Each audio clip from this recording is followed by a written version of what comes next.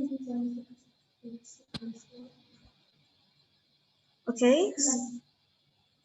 so good afternoon, ladies and gentlemen. Welcome to parallel session 2 of the 7th International Language and Language Teaching Conference in this Zoom meeting.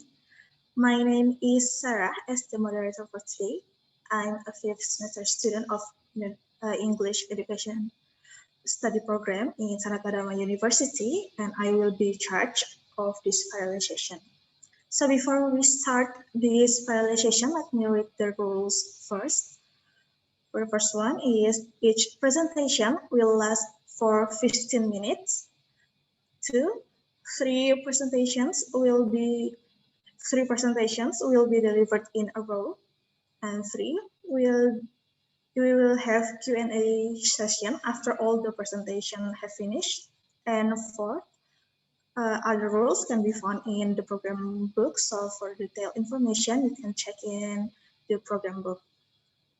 So there are 3 presentations in this room by Ms. Henry Herawati, Mr. Ferian Kristonathan, and Mr. Priyatno Ardi.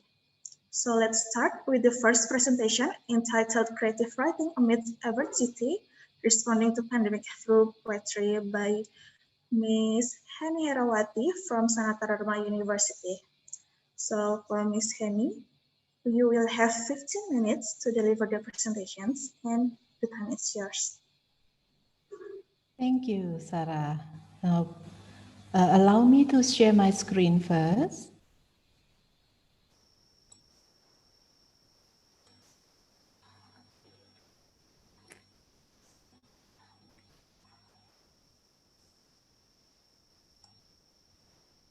Yes.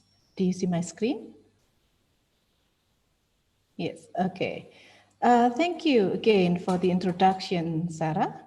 Hello, everyone. Thank you for joining our session this afternoon.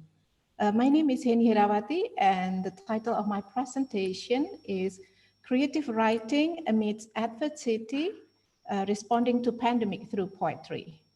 In this presentation, I'll be talking about creative writing or poetry writing, to be specific, in the context of EFL learning and its potential to serve as a space for students' expressions in responding to the current COVID-19 pandemic.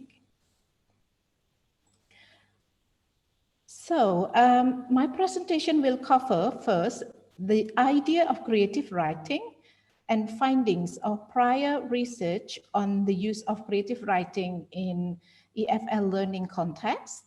Then I will share about my ongoing research, and finally I will present some preliminary key findings. So let me start with the idea or conception of creative writing. There are different views on what creative writing is. Yet I'd like to highlight 3 most important and most relevant ones in the context of my study. So creative writing refers to the writing which aims at expressing feelings, emotions, thoughts, imagination, and aesthetic aspects, as opposed to merely conveying information. Instead of emphasizing formal language and grammar accuracy, creative writing encourages freedom in the forms of writing and in playing with the language. And creative writing also draws more heavily on intuition, close observation, imagination, and personal memories. So,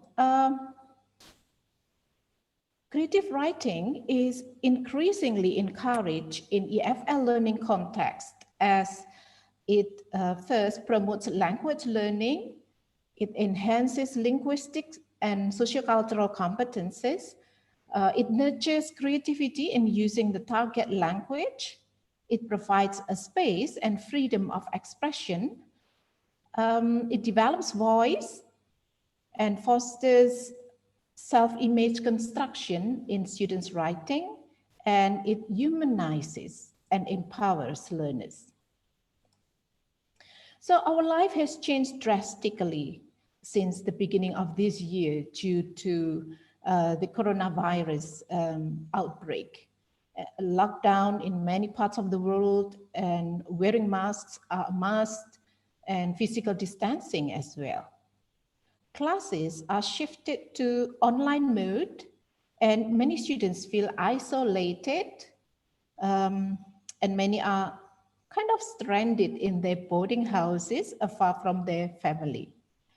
In my creative writing class, which was then shifted to online class as well, I found that students' poems during the early weeks of lockdown reflected their experiences, feelings, and viewpoints related to the pandemic. This has made me aware that, sorry, I need to move a bit. Okay. Yes, so this has made me aware that poetry could be used as a channel, okay, as a channel to express students' feelings and emotions during these hard times.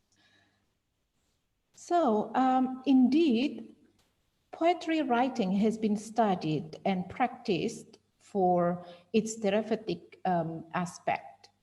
As William Wordsworth said, poetry is the spontaneous overflow of strong and powerful emotions.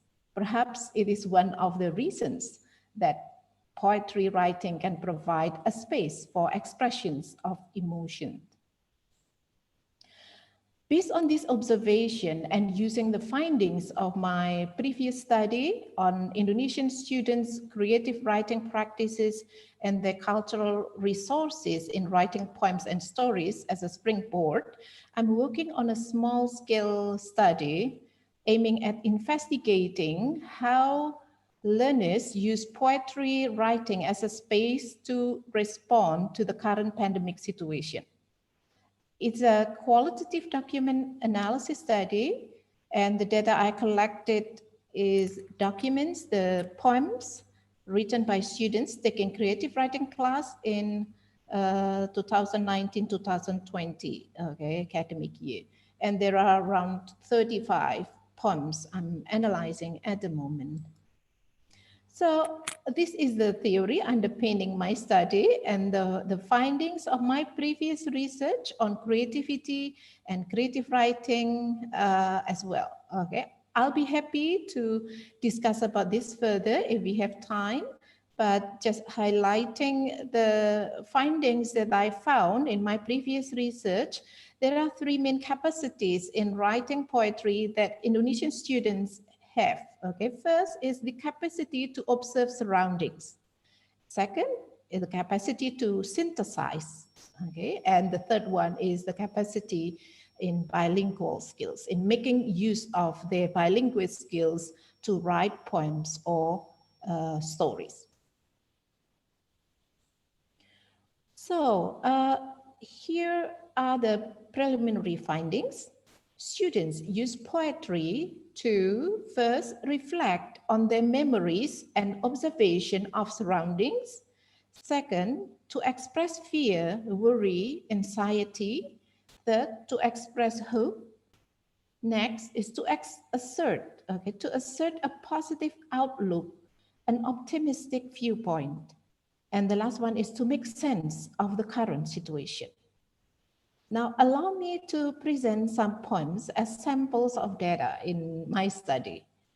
In this poem, the student poet drew on her memories. Let me read through the poem quickly. I remember, that's the title. I remember when I was in the crowd of a big sale, so exhausted. I remember the smell in the middle of the crowded bus, so nasty. I remember when me and my family went to the church, so hectic. I remember when the wind blew my hair and ocean kissed my feet, so sweet. I remember those moments, but I don't know if I can go back again safely one day.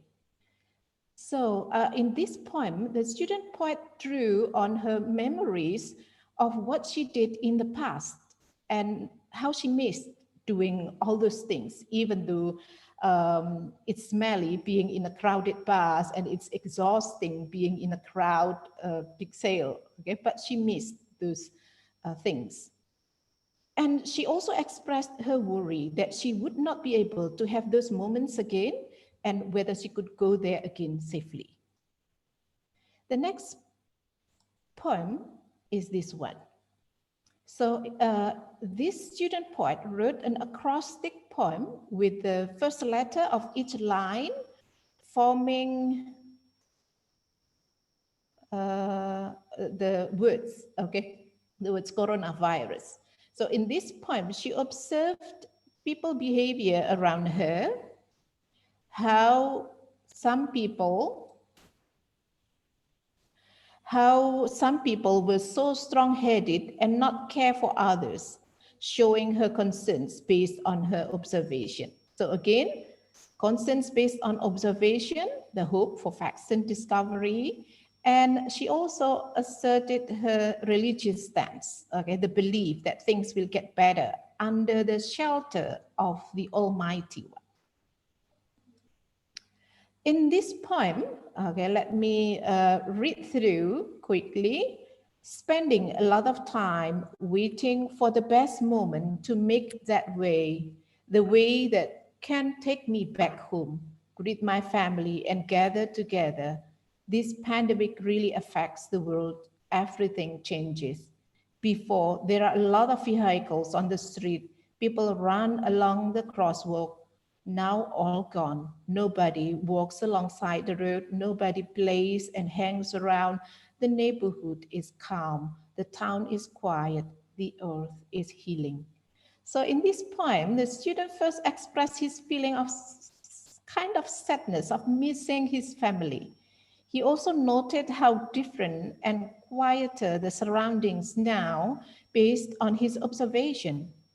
However, he also expressed his positive stand that the earth is healing. It's a kind of hope that things will be better in the future. This is the last poem that I'd like to share with you. So the title is Imprisoned. Let me read through. I am no different from a bird, afraid to get out from a cage, fear of something I can't even see, but my life can't be taken away because of it. From behind the window, I look up at the sky.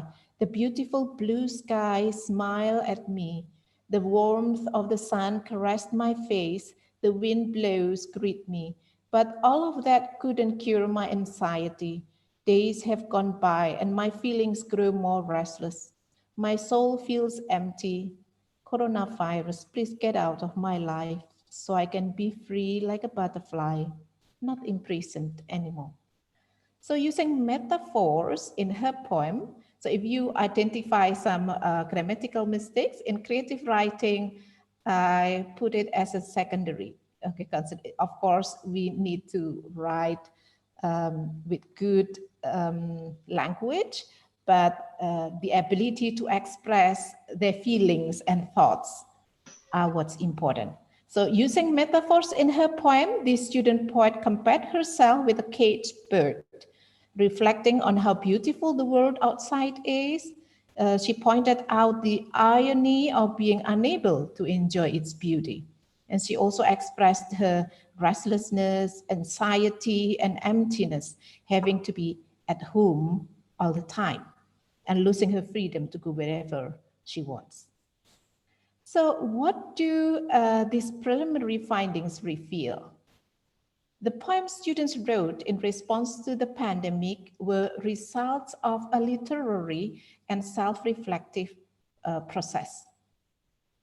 And they also reflect the poet's personal emotional experiences, including exploring their memories and feelings and thoughts, and reflect their self-positioning. So this is what I found important.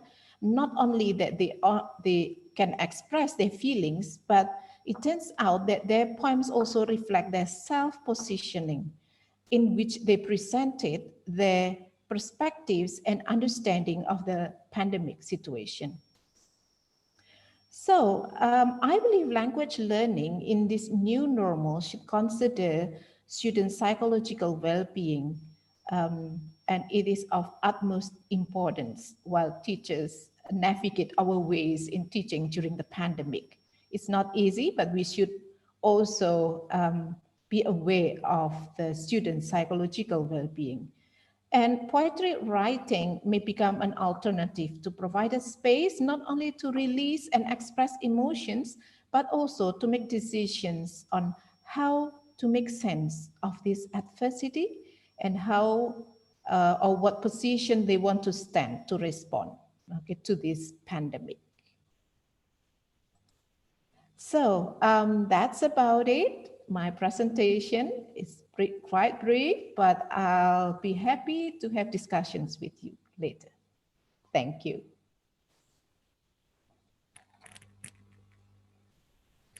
Go back to you, Mbak Sarah.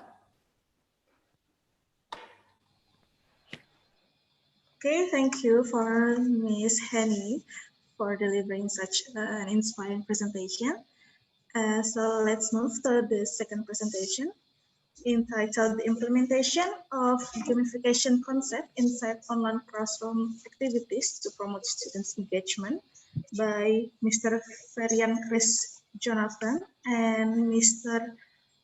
Richard from Pelita Harapan University. So for the presenters, we also have 15 minutes to deliver the presentation, and the time is yours. All right. Can you hear my voice? Yes. Okay. All right. Thank you for this big opportunity. We are from UPH. I myself, Michael Si Hongbing. And then today, I will present with my students. So this is our term paper and entitled The Implementation of Gamification Concept Inside Online Classroom to Promote Students' Engagement. Okay, next slide.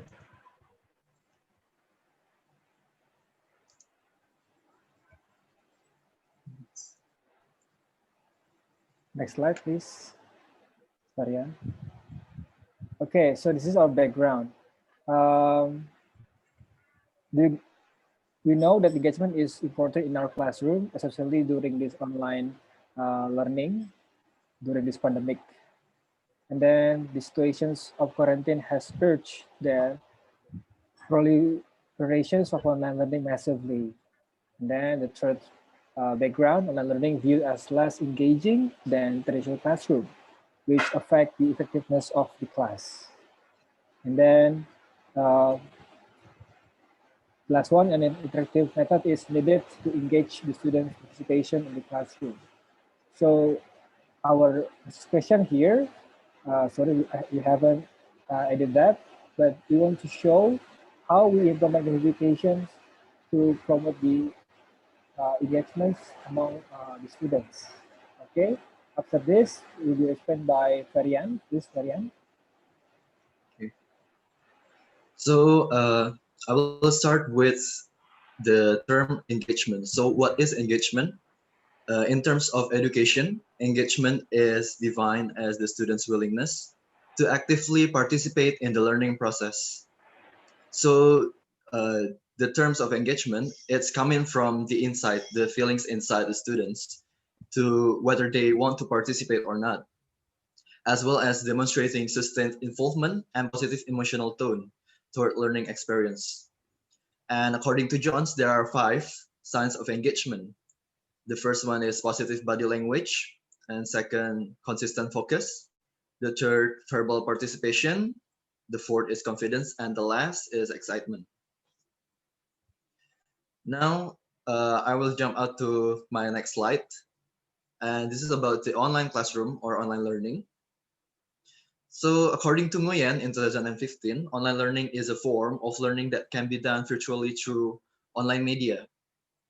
And as we all know that the situation of quarantine nowadays, the online learning has developed massively today, and almost like all of the school, they use online learning for teaching and learning activities. However, there are some problems, and one of the core problem is about the problems of engagement. And in 2017, he mentioned that student enrollment in online classroom is not as effective as in traditional classroom. And then the same thing is also found by Hart and also by Allen et al. In Rick, Slinder, and State. He mentioned that instructors or teachers, they engage more actively in a face-to-face environment. And in US Year School of Education report, Eugenia Mora Flores, she stated that there should be a moderation within online learning, so it can be the same like traditional learning. Now allow me to explain about the gamification framework.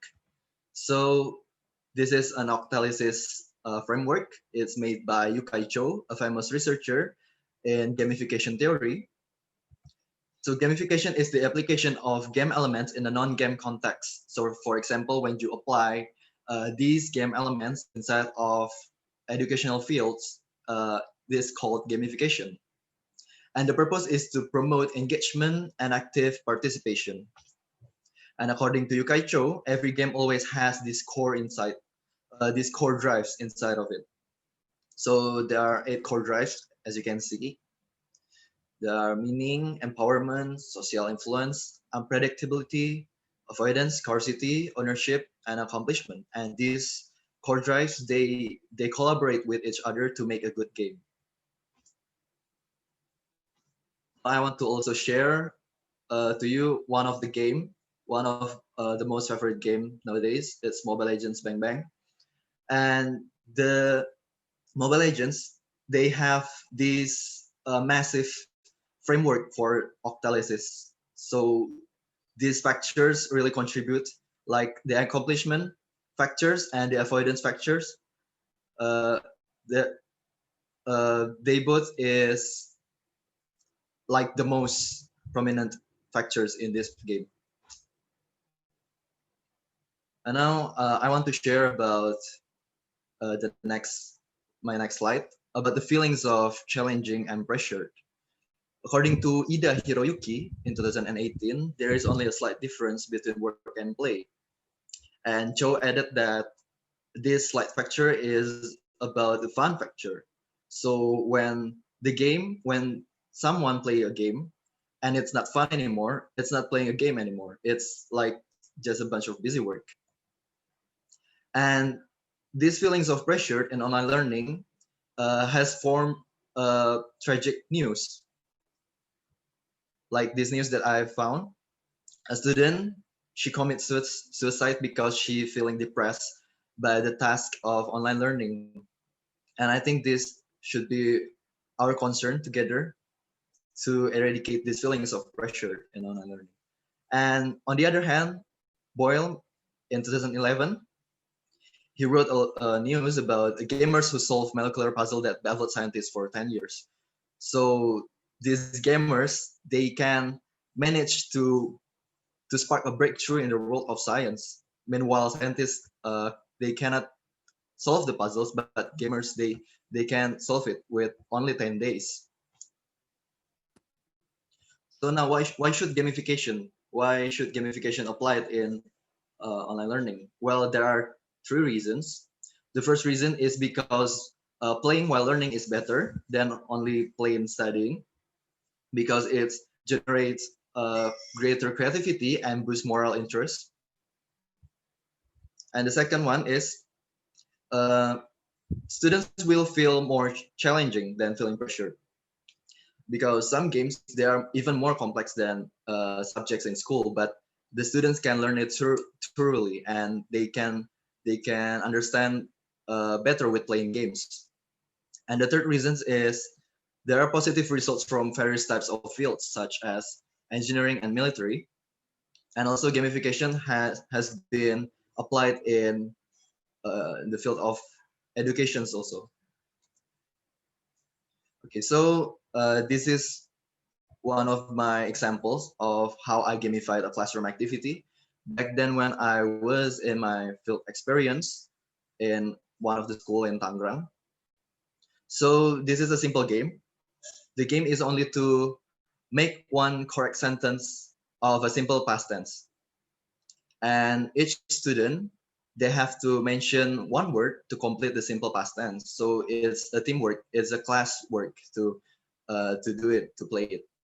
And to make it more challenging, I become the opponents of the class. So I prolong the sentence until it reach more than 10 words. If they reach more than 10 words, they will lose the game. Okay, so how to gamify classroom activities? So this is one of the things that I've learned basically from the gamification concept. The first is decide the learning goals as the same as the game goals. So we have to make sure that the game is simple and it's easily understand. So it's not widen and it's not broad enough. And then the second is write down how to play the game, and this is really important because this is the when the system is coming, because game is basically only just a system. And then the third is add more variations but keep it simple. Again, when you want to gamify classroom activities, you always have to remember that simplicity is the key. So the simpler the game, it's the better. And the fourth is teachers should aim for the purpose of the game. By this, I mentioned in my research paper about a serious game. So this is one of the prominent alternative that that teachers can provide for assess gamification in classroom. And the five and the most important thing is to have fun, because when you playing a game, if you are not having fun, then it's just in vain. So it's useless. You have to have fun in it, and you have to engage and participate the students to also have fun with you. Okay, so this is one of the game that I've made and I modified.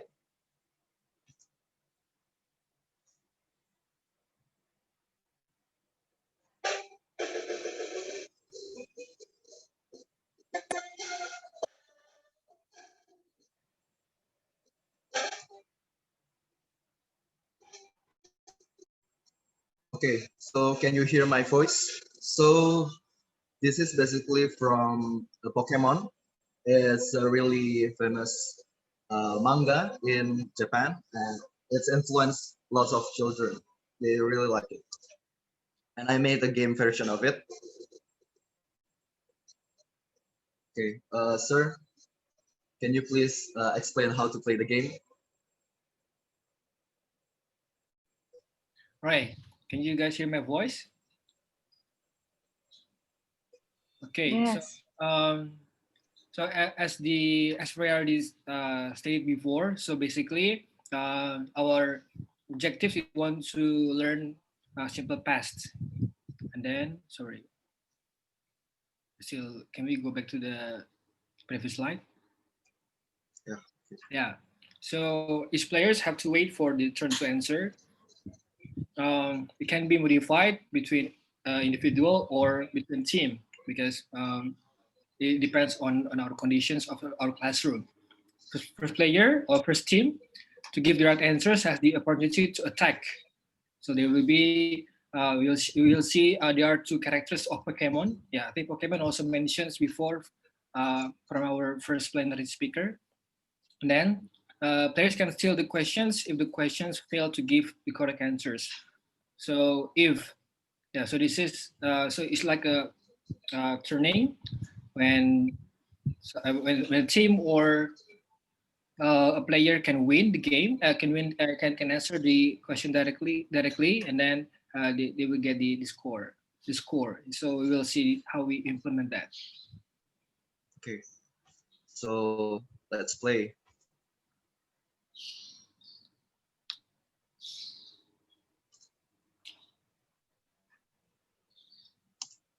Okay, so this first student will be this character, Spyro Lizard character. His name is Charizard, and then the second student they will be this Bulbasaur. this turtle. And each player has to wait until they have their own turn. Okay, so Mr. Mike, can you read the question? Yeah, I will be the student, right? She Yeah. blah blah blah to the market every day. And then let's Okay. say answer, she go to the market every day. Okay, she go to the market. So Mr. Mike is this character, for example, and because he answered it wrong, so this fire lizard he attack. Okay, we will wait.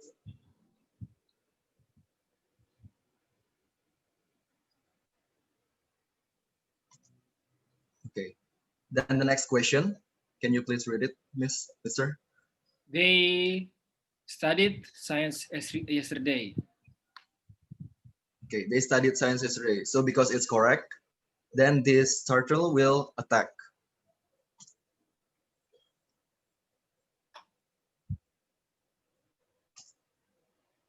Maybe can you Then the also next question. give the sound? I think.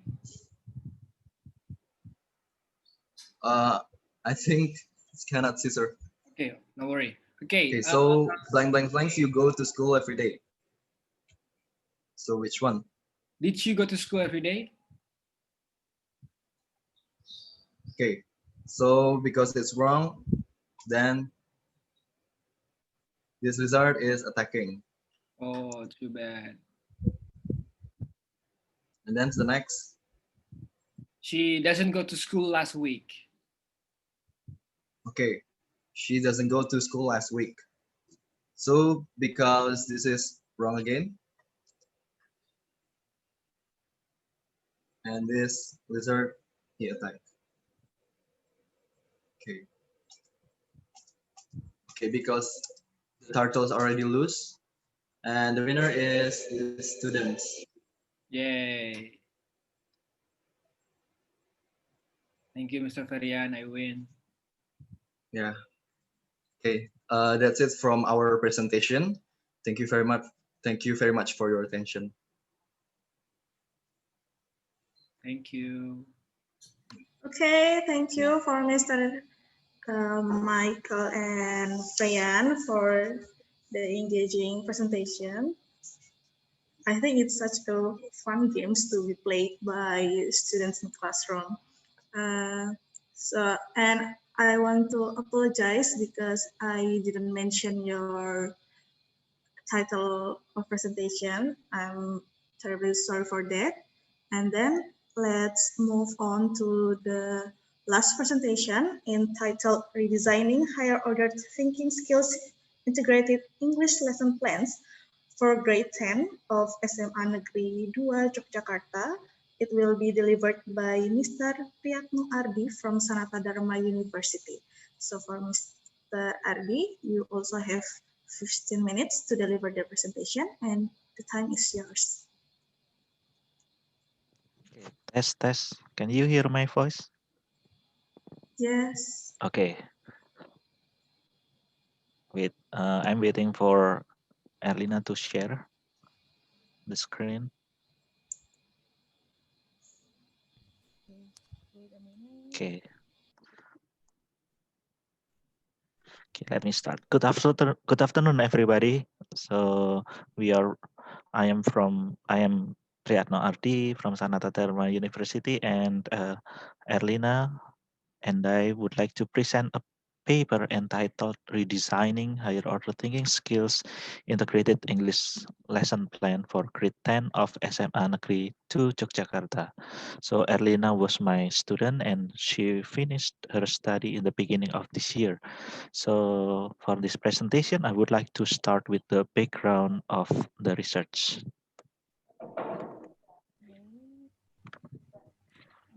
Okay, please go to the background, Erlina.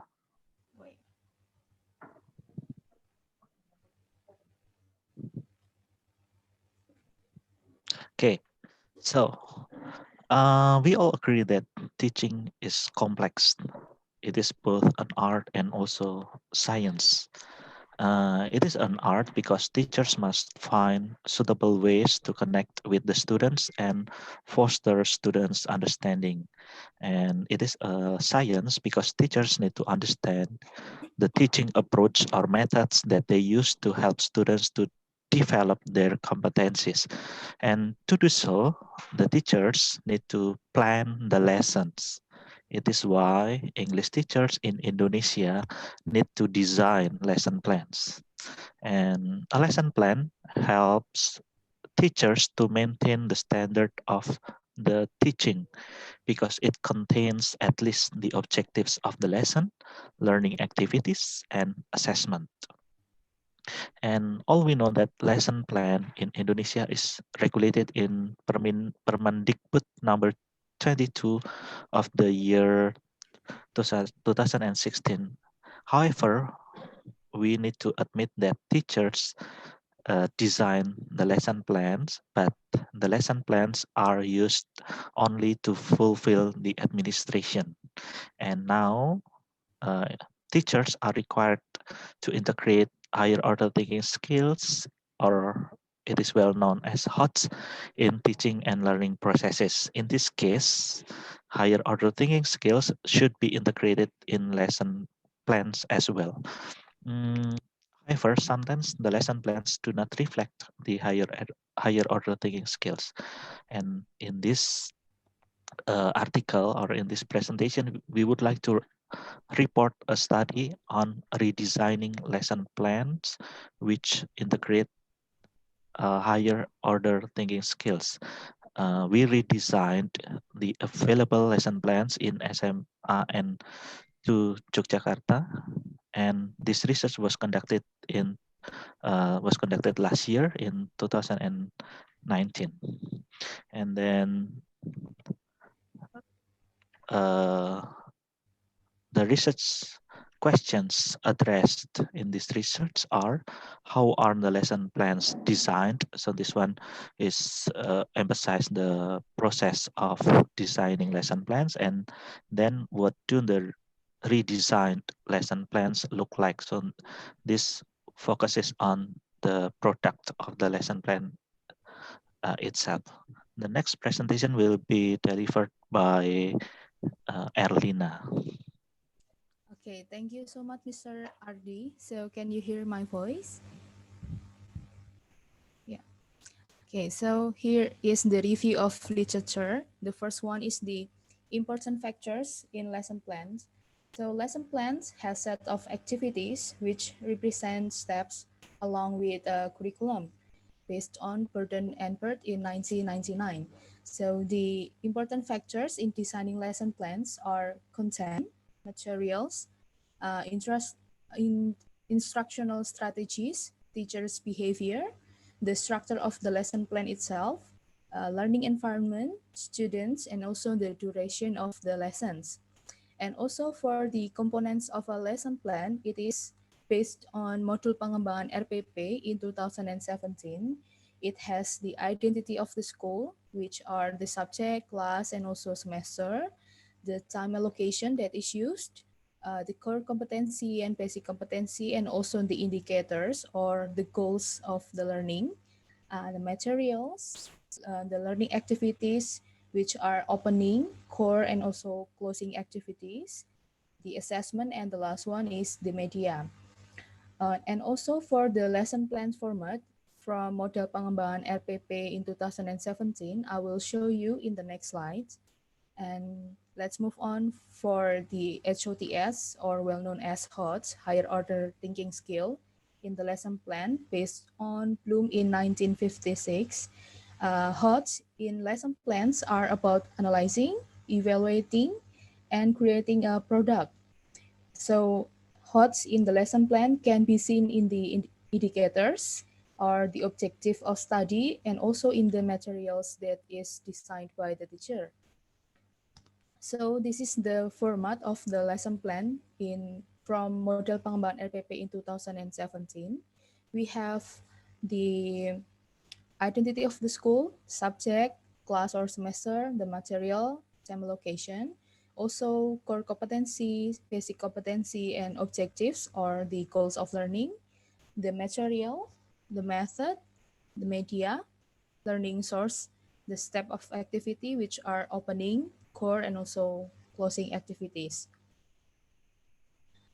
So here we used, for the research methodology, we used ADDIE or ADDIE as the method of this research. So ADDIE itself is an iterative instructional design process where the result leads to a better result based on McGriff J. Stephen in the year of 2000. And the process of ADDIE is analysis, design, development, implementation, and also evaluation. So here, the setting was taken in SMA Negeri 2 Yogyakarta, and also the subject is the English lesson plan for grade 10. For the instrument and data gathering technique, we used observation based on Silverman 2005, interview based on Berg in 2007, and questionnaire based on Bulmer in 2004.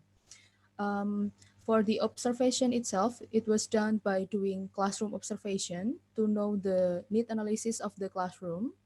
And the instrument is table and checklist, and also observation standard from module pengembangan LPP in 2017. So for the interview, we interview the English teacher of SMA Negeri 2 Yogyakarta to know the essential lesson of the lesson plans that are used there. So here for the questionnaire, it is a questionnaire for the expert validation. The questionnaire itself is by module pengembangan LPP in 2017. So for the analysis technique, we analyze all the instrument and all of the lesson plans that of basic competency 3.1 and 4.1, which is self-introduction, 3.2 and 4.2, which is giving compliment and showing sympathy, and 3.3 and 4.3, which is expressing intention. So this is the observation sheets to observe the student response toward the teaching of the teacher. And here we can see the behavior of the student in the classroom. For example, the aspect of being active in class, or how the student chat with others, or not giving attention to the teacher, or how the student actively doing the task from the teacher. And also, do the student bored in class or busy with themselves or not? So this is the observation sheets that is used in the research. Okay, move on to the next one. For the interview this is the interview guideline aspects or points based on Berg in 2007. The value of interview was seen on how it is beneficial because it builds a holistic snapshot and also analyze words report by the informants or by the interviewees. And the interview also enabled the interviewees to speak in their own voice and express their own thought and feeling. So here the points of the interview are about the teacher experience in teaching, the teacher's point of view about the importance of preparation in teaching, and the teacher preparation itself, and also regarding to the HOTS, the teacher point of view about HOTS and how HOTS found in the teacher's lesson plans. So for the questionnaire for experts validation, we have six aspects here. The first one is learning objective, and also learning material, strategies, learning media, learning sources, and also learning assessment. So for this questionnaire, there was this aspect that is stated, and also we use this questionnaire to evaluate the redesigned lesson plan. Therefore, the researcher used this close-ended questionnaire, and the points in the questionnaire is for the validator to validate whether the lesson plan is in line with the government of Indonesia standard or not. So this is to standardize the lesson plan of the teacher that is also integrated with English with higher order thinking skill. So move on to the step of designing the lesson plan. So here in the analysis step, we analyze the goal of the lesson plan to know the expected outcomes, the characteristic, and also the needs of the students. And by the, interview, document analysis, and also the classroom observation. The result was HOTS were not integrated well in the lesson plan and in the classroom, and it is low comprehensive. So move on to the next step. It is about design. We review the syllabus, considering the need analysis of the students, and also determining the time allocation, formulating learning objective, arranging learning material, determining the approach, model, and also method, determining the media, references, and also developing the assessment. And here we design the lesson plans that has operational verbs from HOTS, which are analyzing, evaluating, and also creating. So for the development, we develop the lesson plan by considering the need analysis and also the higher order thinking skill itself. So higher order thinking skills is shown in the objectives, which have project-based activities for the students. And also for the step of implementation, we implemented for basic competency 3.3 and 4.3, expressing intentions, and the evaluation from this implementation was the design or the indicators and the materials. It was not in the sequence time, and the indicator itself should be in line with the basic competency and also encourage the higher order thinking skill of the student. So that is the evaluation of what we implemented in the classroom. So about the time sequence and also the indicators. Move on to the next. This is the comparison between the available lesson plans from the teacher and also the redesigned lesson plans. For the first one, the self-introduction lesson plan, it has missing operational verb. There were no degree that could be measured, and there was no material of social function and text structure, and the assessment did not assess the objective of the lesson. And for the giving compliment and showing sympathy, there is no HOTS there. Only 2 out of 6 objectives had degree, and the material were not in chronological.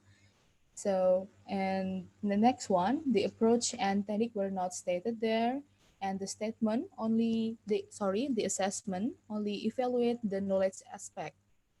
Meanwhile, for the expressing intention, the indicators of the written was not stated, and only 3 out of 5 objective had degree, and the material were not in form of points but description. And the last one is the approach and technique were not stated in the lesson plan.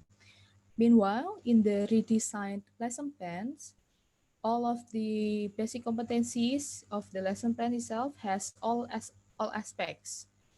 So it is already redesigned here. So the next one, this is the examples of operational verbs in the lesson plan that is found in the lesson plans. For example, for basic competency 3.1 and 4.1, peserta didik mampu mengidentifikasi fungsi sosial. This is to identify, which is analysis. And also peserta didik mampu bermain peran. So this is about creating something, to produce or to perform something. And this is also founded in the basic competency of giving compliment, as we can see here. And also this is for the expressing intention. Peserta didik mampu mengidentifikasi text structure. Peserta didik dapat menjawab pertanyaan or to summarize ya. It is evaluation. And also peserta didik dapat membuat video to make or to create something. Okay, so this is the presentation of the design. As we can see here, each lesson plan has the identity of the school, mata pelajaran, class or semester, materi pokok, and also waktu alokasi or time location. And here we can also see the basic competency and the core competency. But unfortunately, I cannot show you the full lesson plan because it is too long. So this is only the first page of the lesson plan. Okay. So move on to the next one. This is the result of the expert validation. For lesson plans, basic competency 3.1 and 4.1 self-introduction, the total score was 4.2. The lesson plan of basic competency 3.2 and 4.2, giving compliment, is 4.2 also. And also the lesson plan of basic competency 3.3 and 4.3, expressing intention, is 4.1. So it is all, we can see here that all the experts were agree about the lesson plan is in line with the government standard and already integrated with higher order thinking skill. I'm sorry for the interruption, Miss Erlina. Yeah. I'm sorry that the time is up. Could you conclude everything in okay? Okay, Please conclude it with a few seconds. Okay, thank you so much. So we conclude that all aspects were included in the lesson plans, and also the redesigned lesson plans were already valid and agreed upon the experts. So that's all from us. Thank you so much for your attention, and go back to Mr. Arti or the moderator.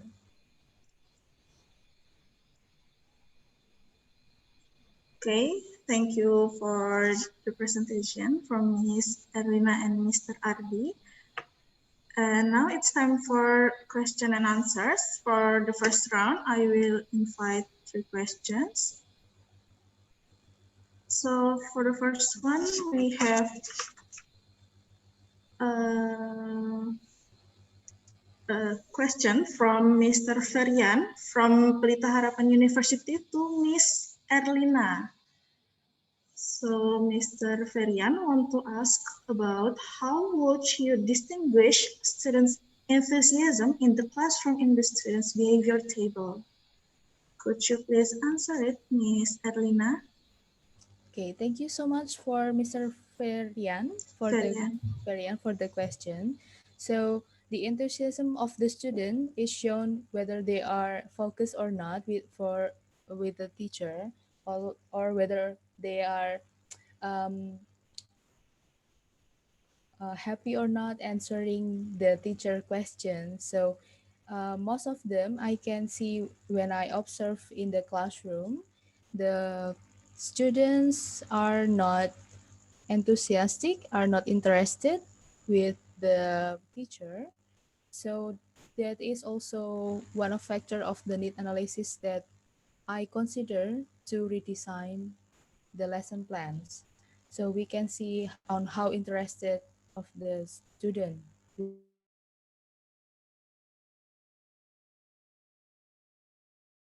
Yeah, thank you. Thank you for answering.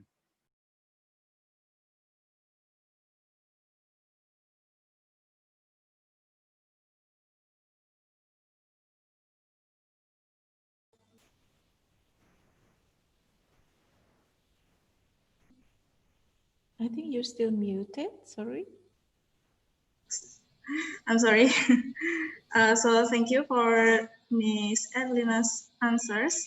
And for the next questions is from Ms. Henny to Mr. Michael and Miss Mike.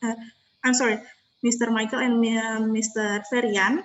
So Ms. Henny questions is how to assist students who feel frustrated with online learning, and how can your design with gamification reduce students' frustrations? Could you please answer it, Mr. Ferian and Mr. Michael? Okay, so I will answer it. So the first question is about how to assist students who feel frustrated with online learning. Okay, so in online learning, based on what I've experienced, the students they are lacking of engagement in there, and they are not really interested because the teacher just deliver the materials casually, just like in traditional classroom, like with direct teaching, and just deliver it plainly without any certain methods, and that's what make the classroom boring. And how to assist students who feel frustrated with online learning? Well, the simple answer is to make it more interesting. So just like what I've mentioned before, you're not making it pressured, but you're making it challenging. So you open up more safe zone in them. Just like playing game, when you die after you cannot defeat the final boss, you can respawn, you can retry, and this is the things that we should aim for. And then, how can your design with gamification can reduce students' frustration? So we all know that students, they are really like to play game. Me also, I really like to play games, and this can be a helpful tools for us as an educator, because when we are playing games, we are having fun, and it can reduce students' frustration with naturally. Uh, yeah, I think that's it. Because only by simply playing games, students can just release their stress. And it's the game offline or online. Okay, so because uh, it's online learning, so I made the game in PowerPoint. So back then, what you think is in PowerPoint, I've modified it, and it could be both offline or online. It depends. Yeah, maybe in asynchronous classroom, you can also ask the student to participate playing games outside of the classroom. I think that's it. That's all. Yes, thank you so much. Yes, thank you. That answers my question. Hey, Especially the offline can I one. add something? Thank you. I beg your pardon? Yeah, can I add something? Okay. Yeah, so that's the answer. I think it's very clear. Thank you, Ferian, for this for the answer. And then beside that, actually, if you talk about gamification, we have many educational application that we can use, like for example, Duolingo, quizzes, etc. I also conduct research about gamification, and then I also try to do that in my class. And then many things we can try. Basically, like Ferian said, is how we can bring the spirits of having fun in our classroom, because yeah, as we know all, we have many our mental health is really concerned in this in this pandemic era. So I think we need to, yeah, I think can be the answer how we can make what is it?